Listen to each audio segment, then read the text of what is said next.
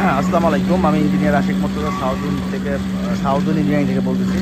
আজকে আমাদের সিংগাইয়ের মানিকগঞ্জে একটা ডুপ্লেক্স বাড়ির গ্রেড বিম ঢালাই হচ্ছে। তো আমরা এই বাড়ির যে কাজগুলির সিকোয়েন্স দিয়ে পোস্ট করেছি। অনেকে জানতে চেয়েছিলেন যে এখানে কোনো প্রবলেম আছে কিনা। অ্যাকচুয়ালি এটা হচ্ছে আমি যেখানে দাঁড়াই আছি এটা হচ্ছে বিল্ডিংয়ের পিছন সাইড, ওই সামনের দিকে ঢালাই মেশিনটা যেখানে আছে ওটা হচ্ছে ফ্রন্ট সাইড। তো এই যে নিচে দেখেন এইটা হচ্ছে গ্রেড বিম, এর নিচে এই যে আরেকটা দেখা যাচ্ছে যে ওইটা হচ্ছে একটা টাই বিম। এইটারও হচ্ছে আরও 10 ফিট নিচে একদম হচ্ছে বেজের গোড়াতে হচ্ছে একটা কানেক্টিং বিম আছে। তো আর এই যে এই পাশের অংশটা দেখেন, এটা হচ্ছে আমরা পলি ড্রাইভ করে রাখছি আপাতত। এটা কারণ হচ্ছে আপনি দেখেন যে এই সাইডের ওই পাশে হচ্ছে বর্তমান আছে, পানি জমা থাকে। দ্যাটস মিন এই জায়গাটা, এই সামনে যে রোড লেভেল আছে, রোড লেভেল থেকে প্রায় 18 থেকে 19 ফিট নিচে ছিল।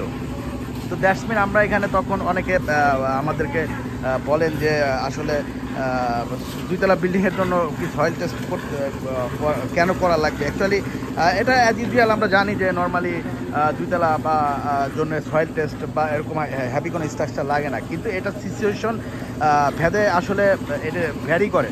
হ্যাঁ, যখন আমরা এই বাড়িটা করতে আসি, এখানকার যে ক্লায়েন্ট উনি প্রথমে এই চারপাশে বাউন্ডারি ওয়ালটা এটাও আমরা করেছি। তো এই বাউন্ডারি ওয়ালে উনি হচ্ছে নিজেই ট্রাই করেছিলেন যে ইয়ে দিয়ে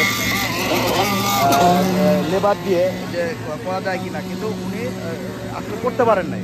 তো পরবর্তীতে যখন আমাদের সাথে ওনারা যোগাযোগ করেন এটার বিষয়ে, তখন আমরা ডিসাইড করি যে এখানে করতে হলে আসলে ইয়ের কন্ডিশন যে সয়েল টেস্ট করতে হবে। তো সয়েল টেস্ট করতে গিয়ে এখানে দেখলাম যে এটা জাস্ট লাইক একটা পুকুরে যেরকম মাটি থাকে